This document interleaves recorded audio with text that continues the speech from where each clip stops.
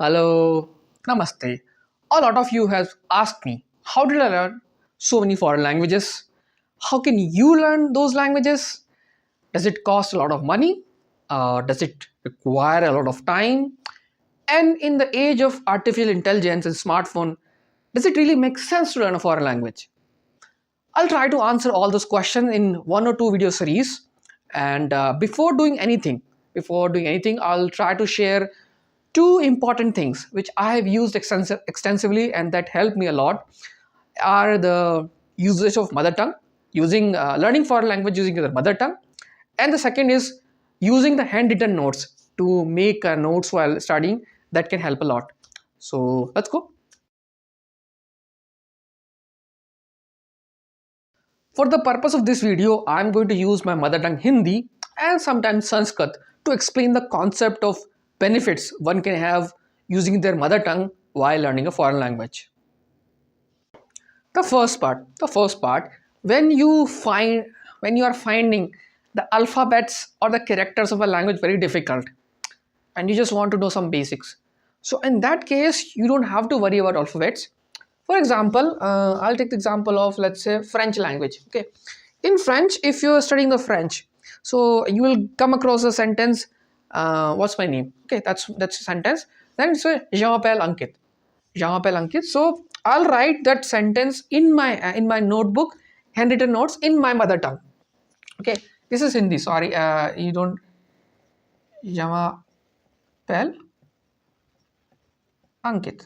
That means my name is Ankit. And then it's I am from India. Okay, je suis India.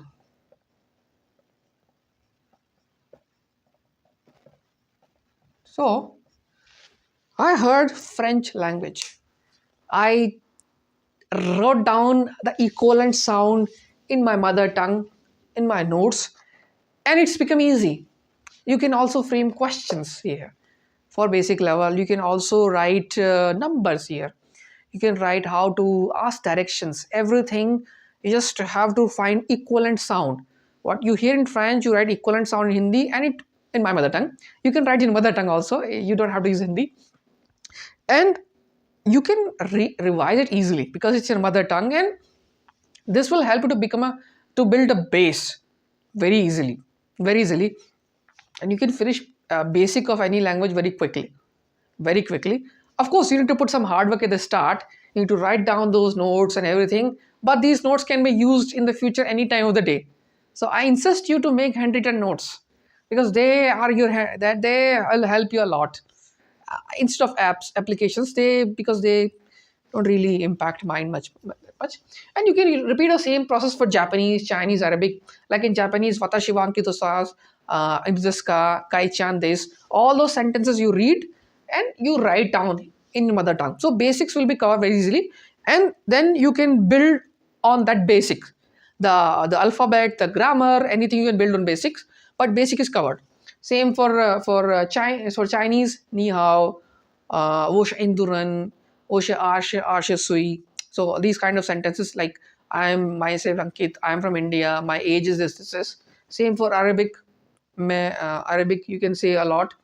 So the basics will become easier. Yes, the pronunciation may be not exactly the perfect one. The pronunciation may be slightly here and there, but it's good. The more you practice, the more you become better in pronunciation. Of course, you need to talk to a native language speaker, but for the start, I think this is very good idea. So you can try it out. Second, if the foreign language you are studying does not have many alphabets, it has a very short alphabet, like in English they have 26 alphabets, then you can try to use your mother tongue base for alphabets also. For example, I have taken the example of Russian language and the Hindi. So if I'm using Russian alphabets reading, then every letter has a sound. There is a sound of every letter, and then I am writing the sound which I think the closest equivalent in Hindi. So this is the Russian ya. The pronunciation I written in Hindi ya. Then it's you. It's a g. It's a g. It's a l, f, and all the sounds they are written in my mother tongue Hindi, and they may not be the actual sound. not exactly the same sound the way they're pronounced in Russian language, but they're the closest sound in my mother tongue, and it helps me to connect the pronunciation level at the deeper level. And let's make the words. Let's make the words. If we go with the different alphabets combined, the conjugation, then the sounds will merge. Let's do that. So I have combined six Russian letters, these six letters, to make a word. To make a word, and I will bring those sounds, the single sound here.